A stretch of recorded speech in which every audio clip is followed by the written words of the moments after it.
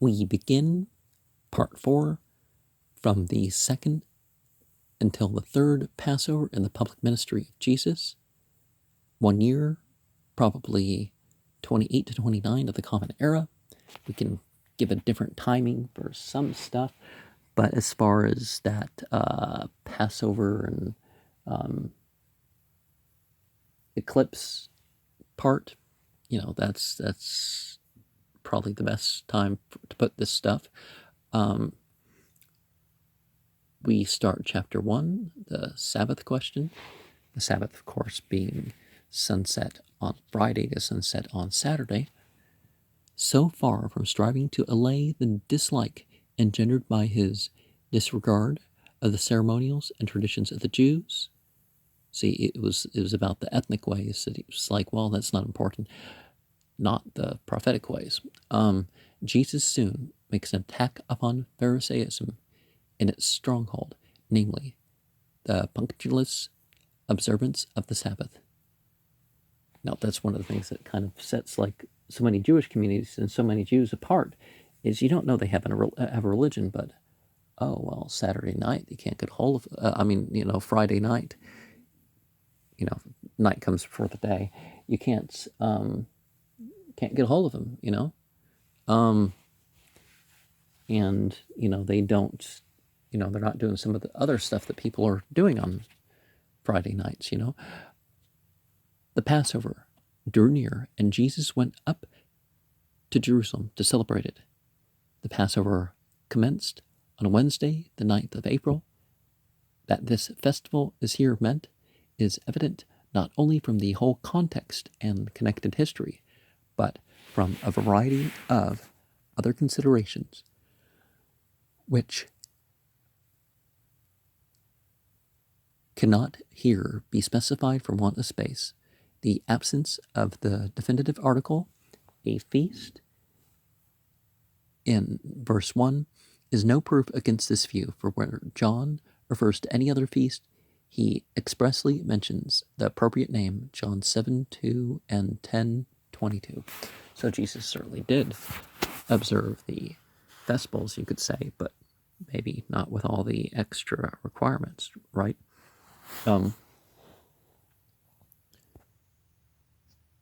Well, the extras that are treated as requirements is a better way to put it. So John 5, 1 through 47 is what this is being bounced off of. Within the city and near the sheep gate, there was a pool called in the Syro-Chaldee, which was the vernacular of Jesus, Ba'ath Histau, or Bethesda, that is the house of outpouring, the precise location of which it is probably now impossible to indicate. For a long time, Bethesda was supposed to be identical with a large excavation near St. Stephen's Gate. The immense depth, which 75 feet, makes this most improbable. It is now believed to be a bassa which guarded the northern side of the fortress of Antonia.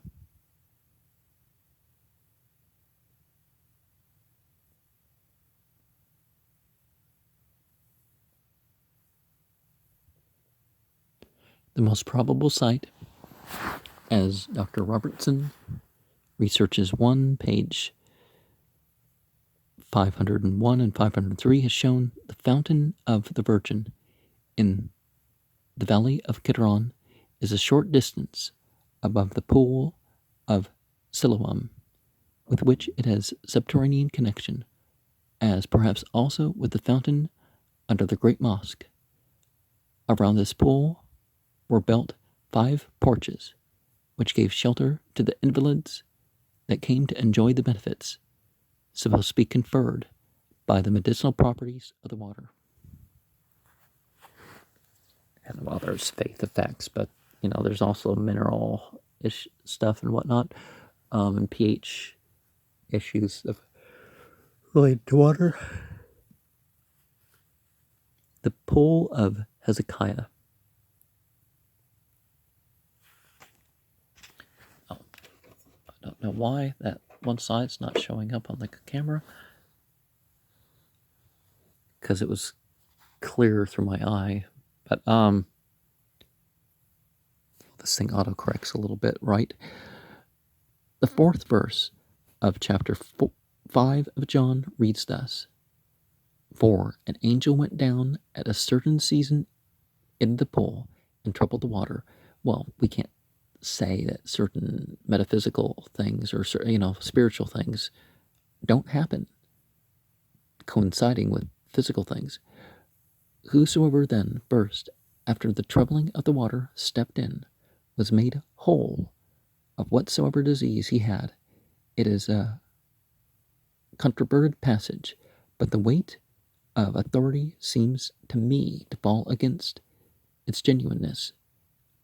But Dr. Howard Crosby, who is high authority, is of the opposite opinion and considers it genuine. It is easy to see how it might have come into the text.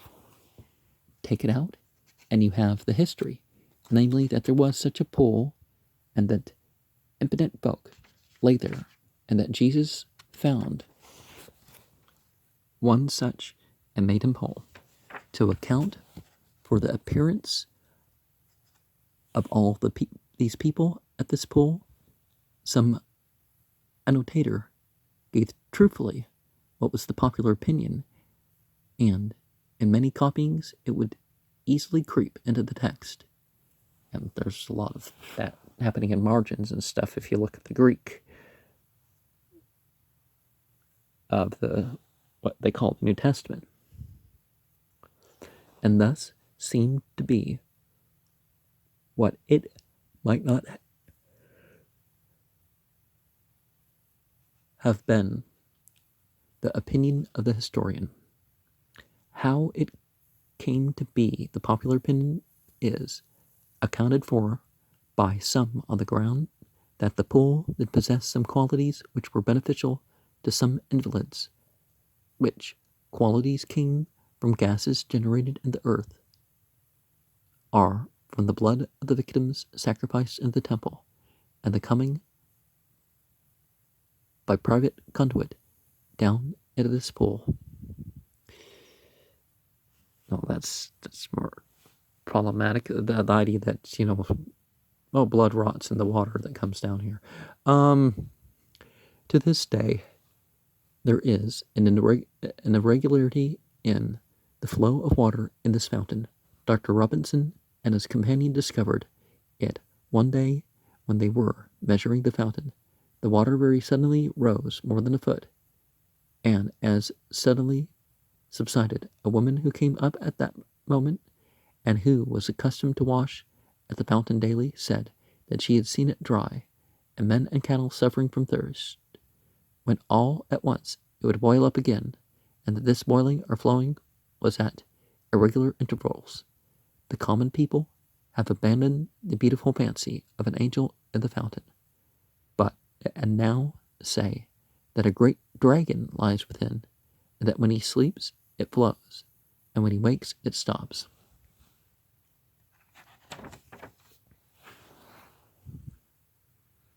Great numbers, therefore, of chronic cases of blindness, of paralysis, of other diseases, brought themselves to these porches, and when the agitation of the water took place, the first to enter it was believed would be benefited. It was the Sabbath day. Jesus in his walk came upon the house of mercy. Among the infirm persons, he saw one who had arrested his attention. He had been an invalid 38 years. How long he had been on the watch for the stirring of the water is not recorded. Paralysis, it would seem, had stricken down body and mind. He was helpless and hopeless.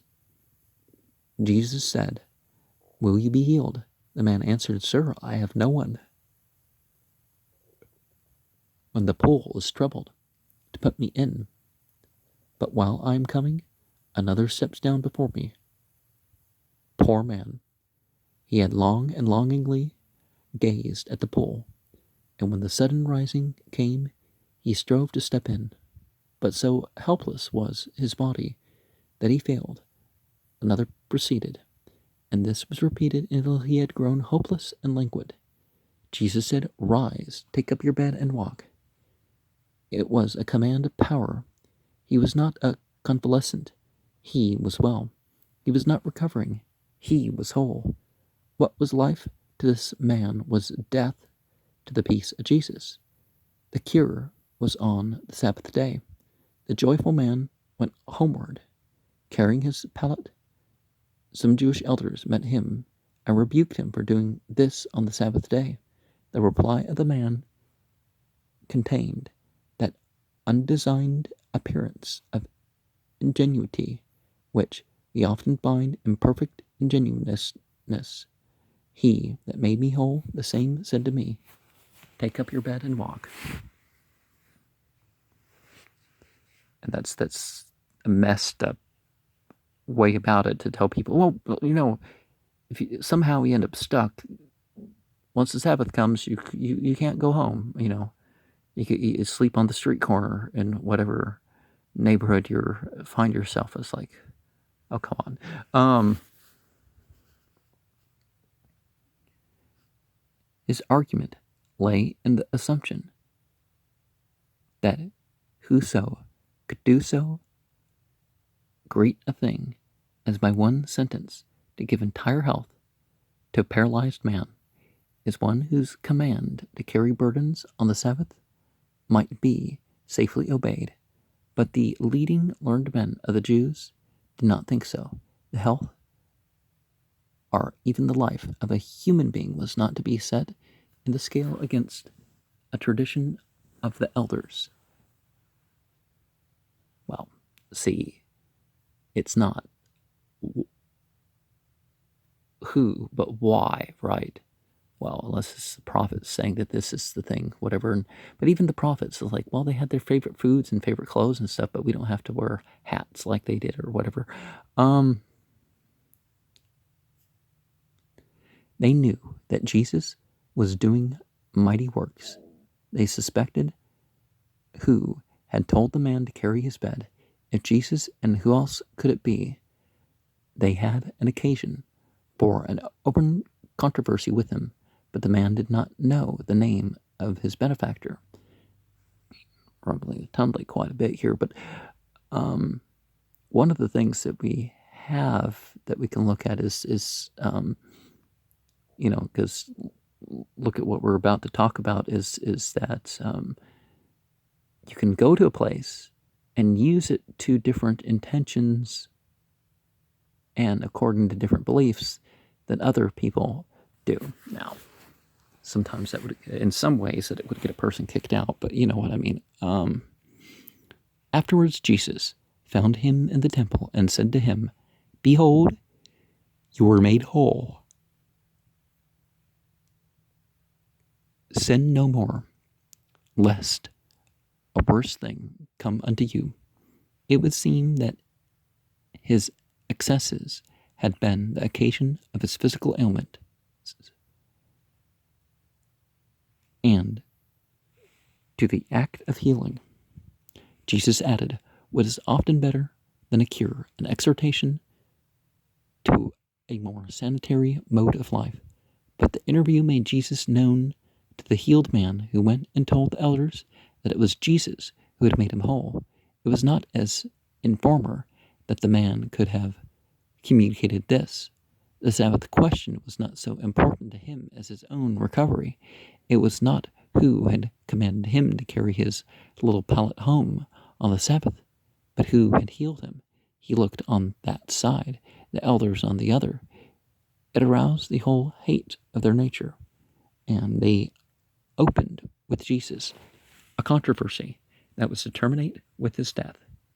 In our day, it seems strange that such connection should exist, that a most good man should be slaughtered because he would not conform to what even we might consider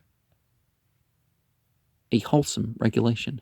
But it did occur in the case of Jesus and has occurred in times much nearer our own.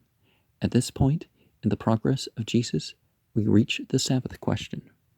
The reference to the subject in the Old Testament, it's not really the Old Testament, but when you rearrange it and make some leading translations here and there, maybe you can call it that, may be supposed to be familiar to the readers of this book, but must be glanced at.